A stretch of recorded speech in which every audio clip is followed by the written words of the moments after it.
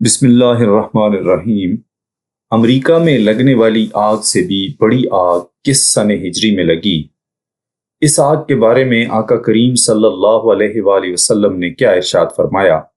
یہ آگ کتنے دن تک لگی رہی اور کتنے وسیع رقبے کو اس نے گھیر رکھا؟ جب یہ آگ روضہ رسول صلی اللہ علیہ وآلہ وسلم تک پہنچی تو کیا ہوا؟ اس آگ کو کیسے بجھایا گیا؟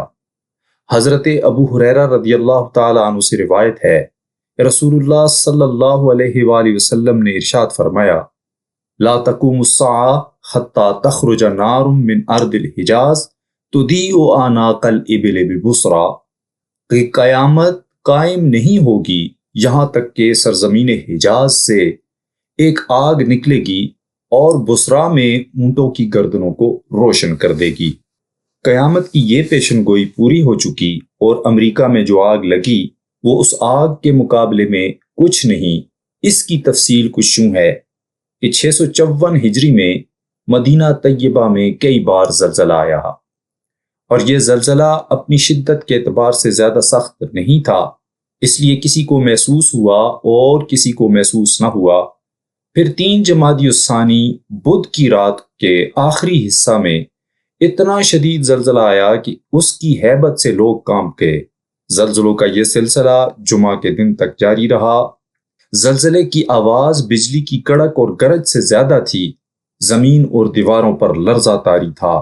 صرف ایک دن کی قلیل مدت میں 18 بار زلزلہ آیا۔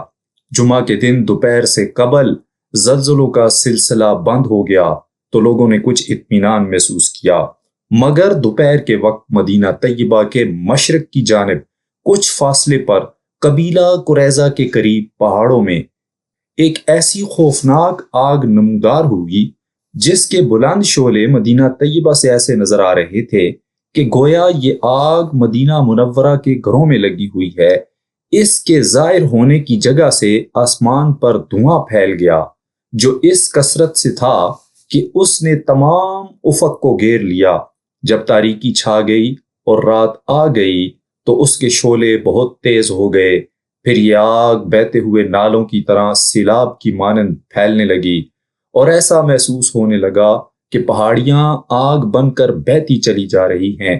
پھر اس کے شعلے اس قدر بلند ہو گئے کہ آگ کا ایک پہاڑ نظر آنے لگا اور آگ کے شرارے چاروں طرف فضاؤں میں اڑنے لگے۔ یوں معلوم ہوتا جیسے یہ آگ بہت بڑا قلعہ بند شہر ہے جس میں بڑے بڑے برج اور مینار دکھائی دیتے تھے، اور ایسے محسوس ہوتا تھا کہ آدمیوں کی ایک بہت بڑی جماعت ہے جو اسے کھینچ کر لا رہی ہے۔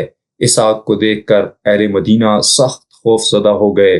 چنانچہ قاضی سنان حسینی کہتے ہیں کہ میں امیر مدینہ عز الدین کے پاس گیا اور کہا کہ ہم کو عذاب نے گھیر لیا ہے، اللہ تعالیٰ کی طرف رجوع کیجئے۔ یہ سن کر اس نے تمام غلام آزاد کر دیے اور لوگوں کے اموال ان کو واپس کر دیے۔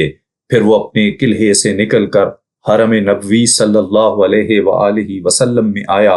اس نے اور تمام مدینہ والوں نے، حتیٰ کہ عورتوں اور بچوں نے بھی وہ رات حرم شریف میں گزاری۔ لوگ گریہ وزاری کرتے ہوئے روضہ اقدس کی گرد کھڑے اپنے گناہوں کا اعتراف کر رہے تھے اور نبی الرحمہ سے پناہ طلب کر رہے تھے۔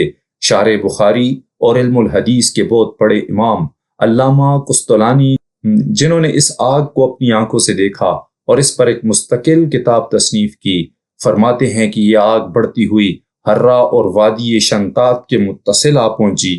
وادی شنطاط سے گزر کر یہ آگ حرم نبوی کے سامنے آ کر ٹھہر گئی۔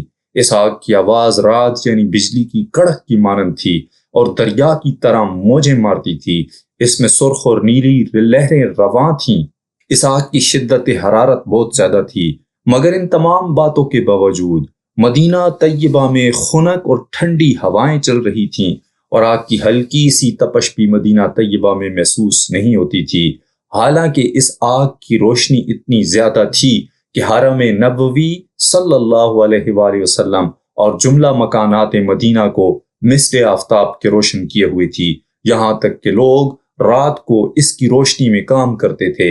ان دنوں سورج اور چاند دونوں گہنا گئے تھے اور یہ آگ جس بھی پتھر یا درخت کے قریب پہنچتی اسے جلا کر بھسم کر دیتی۔ پتھر رانگ کی طرح پگھلتے ہوئے نظر آتے۔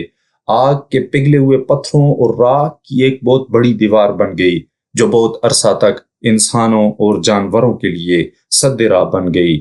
اس کے نشانات اب تک کچھ نہ کچھ مل سکتے ہیں۔ اہل مدینہ اس جگہ کو حبس کہتے ہیں اور انتہائی تعجب کی بات ہے اور حضور صلی اللہ علیہ وآلہ وسلم کا عظیم معجزہ ہے کہ جب یہ آگ حرم نبوی صلی اللہ علیہ وآلہ وسلم کے متصل پہنچی تو وہاں ایک بہت بڑا پتھر تھا جس کا نصف حصہ حرم نبوی صلی اللہ علیہ وآلہ وسلم میں داخل تھا اور آدھا حصہ سرزمین حرم سے باہر تھا۔ آگ اس پتھر کو بھی آ لگی اور تیزی سے اس کو پگھلانا شروع کر دیا، لیکن جب حرم سے باہر کا حصہ جل گیا اور آگ داخلی حصے تک پہنچی تو وہاں پہنچتے ہی یک لخت یہ آگ بجھ گئی۔ سبحان اللہ۔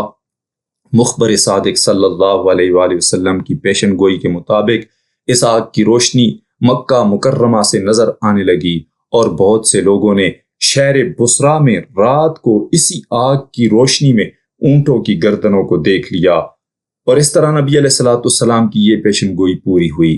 1 ماہ سے زیادہ عرصہ اور بعض اقوال کے مطابق 52 دن تک یہ آگ جلتی رہی اور پھر خود بخود اس طرح بجھ گئی کہ اس کا کوئی نشان بھی باقی نہیں رہا۔ اللہ پاک قرب قیامت کے جملہ فتن سے ہمیں اپنی پناہ عطا فرمائے۔